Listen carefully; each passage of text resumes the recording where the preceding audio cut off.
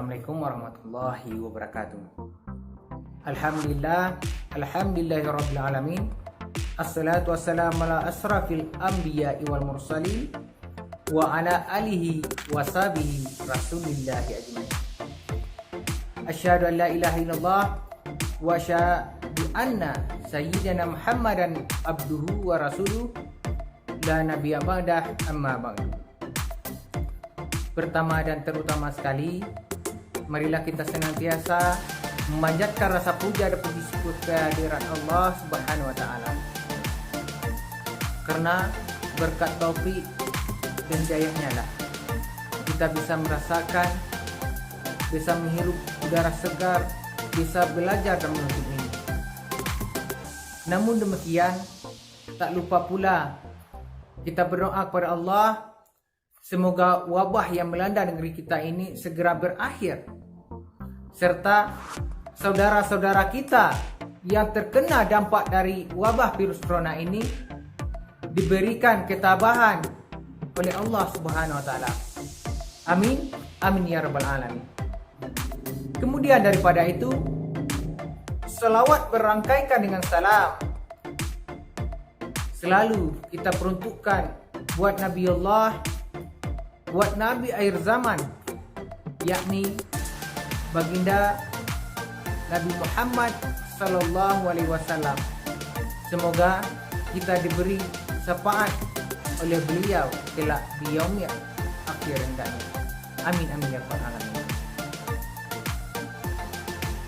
Baiklah, di sini perkenalkan, saya Khairul Jailani. Saya mahasiswa program Pasca Sarjana YN Batu Sangkar jurusan MPI dari Lokal B angkatan 2020. Di sini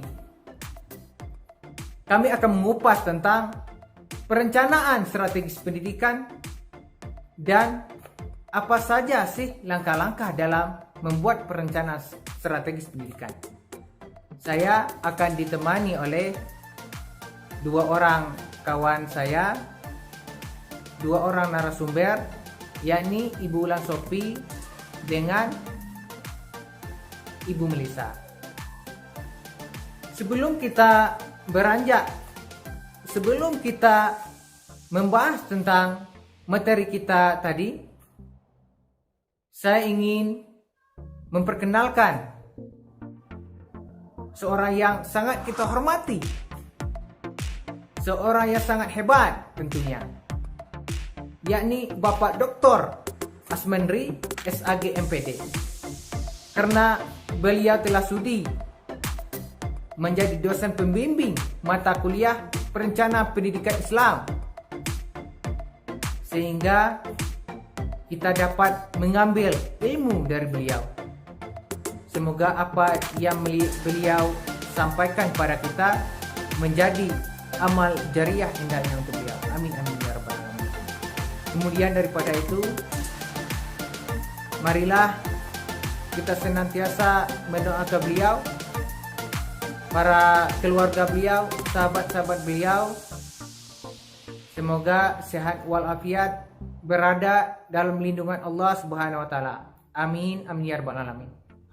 Kemudian buat bapak dan ibu-ibu, saudara dan saudariku lokal MPI kelas B, salam rindu buat kita semua. Karena kita dibatasi oleh ruang dan waktu, kita dibatasi oleh yang namanya virus corona, sehingga kita tidak bisa bertatap muka, saling sapa secara langsung, tetapi kita hanya bisa lewat handphone, kita hanya bisa belajar lewat media, tetapi tidak bisa tatap muka secara langsung. Salam rindu buat saudara-saudariku dimanapun berada. Semoga kita senantiasa dilimpahkan oleh Allah Subhanahu wa taala rezeki yang cukup serta kesehatan. Amin amin ya rabbal alamin. Baiklah, kita langsung saja mengupas tentang perencanaan strategis beserta langkah-langkah dalam membuat perencanaan strategis. Di sini telah menunggu saudari kita, Ibu Ulan Sopianti, yang akan membahas tentang perencanaan strategis pendidikan. Kita langsung saja kepada Ibu Ulan Sopianti, sekaligus beliau akan memperkenalkan diri. Kepada Ibu Ulan Sopianti, waktu dan tempat kita persilakan. Assalamualaikum warahmatullahi wabarakatuh. Sebelumnya saya ucapkan terima kasih kepada Pak Daira dan mahasiswa moderator yang telah memberikan waktu. Saya Ulan Sofianti akan memaparkan tentang perencanaan strategis. Sebelum kita masuk kepada apa itu perencanaan strategis, sedikit kita bahas tentang perencanaan. Perencanaan merupakan unsur penting sebelum kita melakukan kegiatan. Perencanaan dianggap penting karena akan menjadi penentu sekaligus memberikan arah terhadap tujuan yang hendak kita capai. Standar Nasional Pendidikan menunjukkan bahwa proses perencanaan menjadi sebuah esensial terhadap pengelolaan sekolah. Dalam kaitannya dengan standar pengelolaan satuan pendidikan, sistem perencanaan pengembangan lembaga yang telah diterapkan di setiap sekolah harus mampu memfasilitasi dan mengakomodasi 5 nilai utama yang telah digariskan dalam pengelolaan sekolah. Apa saja itu? Yang pertama ada kemandirian, kemitraan, partisipatif, keterbukaan, dan akuntabilitas. Sekarang kita masuk kepada perencanaan strategis. Perencanaan strategis dimulai pada tahun 1950-an dan menjadi sangat populer pada tahun 1960-an hingga 1970-an. Setelah mengalami pasang surut di tahun 1990 hingga saat ini, perencanaan strategis telah digunakan secara luas di seluruh dunia bisnis. Menurut Bernard Ashford, dalam Anjing Ninja Saputri 2010, perencanaan strategis bertujuan untuk memberikan arah dan konsistensi tujuan, serta menentukan seluruh usaha dan fleksibilitas keberlangsungan bisnis untuk meningkatkan posisi bersaing. Menurut Nakawi 2017, perencanaan strategis merupakan bagian dari proses manajemen strategis yang terkait dengan identifikasi tujuan jangka panjang dari sebuah lembaga atau perusahaan, penggalian gagasan dan pilihan-pilihan, pengambilan langkah-langkah yang diperlukan untuk mencapai tujuan yang telah ditentukan, dan pemantauan atau monitoring kemajuan atau kegagalan dalam rangka mencapai strategi di masa depan. Selanjutnya, perencanaan strategi merupakan penentu dari keberhasilan sebuah organisasi atau perusahaan. Mengapa? Ada 4 alasannya. Yang pertama, perencanaan strategi merupakan titik perencanaan yang penting. Yang kedua, melakukan perencanaan strategi berarti menetapkan misi organisasi yang jelas. Yang ketiga, perencanaan strategi memungkinkan manajemen mempersiapkan diri terhadap kemungkinan perubahan yang terjadi dalam lingkungan organisasinya. Dan yang keempat, perencanaan strategi tidak mengenal standar baku sehingga prosesnya mempunyai variasi yang tidak terbatas. Demikianlah pemaparan perencanaan strategis dari saya. Saya kembalikan kepada moderator. Baiklah, itulah pemaparan dari saudari kita Ibu Ulan Sopianti tadi. Mungkin ada unek-unek, ada timbul pertanyaan dalam pikiran kita. Kita simpan dulu, karena di sini masih ada segmen berikutnya, yakni yang akan disampaikan oleh Ibu Melisa. Sekarang kita langsung saja kepada Ibu Melisa, sekaligus memperkenalkan diri, waktu dan tempat. Saya Assalamualaikum warahmatullahi wabarakatuh. Saya Melisa. Terima kasih kesempatan yang telah diberikan kepada saya. Saya akan menyampaikan langkah-langkah dalam perencanaan strategis. Menurut Depdikbud, langkah-langkah yang ditempuh dalam proses penyusunan perencanaan pendidikan yaitu ada beberapa langkah. Yang pertama adalah pengumpulan dan pengolahan data. Yang kedua, jenis yang dikumpulkan berkenaan dengan sistem pendidikan. Ketiga, diagnosis. Keempat, perumusan kebijakan. Kelima, perkiraan kebutuhan masa depan. Keenam, perhitungan biaya. Ketujuh, penetapan sasaran. Yang kedelapan, perumusan rencana. 9, perincian rencana. 10, implementasi rencana. Yang 11 selanjutnya, evaluasi rencana. Yang terakhir adalah revisi rencana. Menurut Terry, ada 8 langkah dalam membuat perencanaan. Yang pertama adalah clarify the problem, menjelaskan masalah. Langkah ini dimaksudkan agar masalah betul-betul dipahami. Oleh sebab itu, agar masalah mudah dipahami, maka masalah itu harus yang pertama adalah divisualisasikan dengan jelas. Yang kedua, disederhanakan. Yang ketiga, diamati dengan cermat. Siapa tahu masih membutuhkan perbaikan.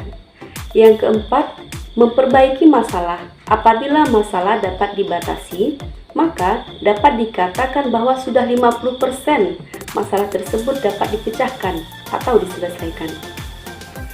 Jangan memformulasikan masalah sebelum membuat keempat tahapan tersebut. Yang kedua, obtain complete information about track activity involved, yaitu memperoleh informasi yang lengkap tentang aktivitas pekerjaan yang akan dilakukan.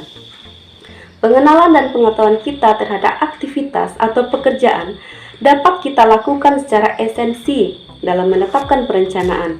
Begitupun terhadap efek ke dalam atau internal maupun keluar atau eksternal. Ada beberapa pengetahuan dan pengalaman atau hasil pengamatan, rekaman data, dan eksperimen menentukan efektivitas perencanaan. Yang ketiga, yaitu analyze and clarification the information, atau menganalisa dan mengklarifikasi informasi. Setiap informasi sebaiknya kita teliti kebenaran secara terpisah maupun hubungan terhadap masing-masing informasi. Yang keempat, establish planning premises, yaitu tetapkan rencana pendahuluan sebagai langkah awal.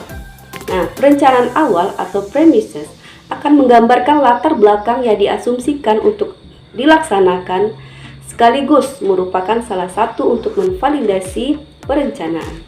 Yang kelima, yaitu determine of alternative plans, yaitu tentukan alternatif rencana. Seperti biasanya, para perencana membuat beberapa alternatif rencana dan berbagai macam kemungkinan yang akan dapat terjadi dalam menyelesaikan pekerjaan yang harus dilakukan.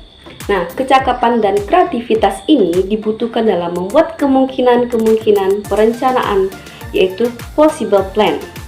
Yang keenam, choice purpose plan, yaitu memilih perencanaan yang diusulkan. Pemimpin harus mengambil keputusan terhadap rencana yang akan dipilih untuk diadopsi. Pemimpin harus juga melakukan pertimbangan yang akurat, kemampuan beradaptasi, dan faktor biaya.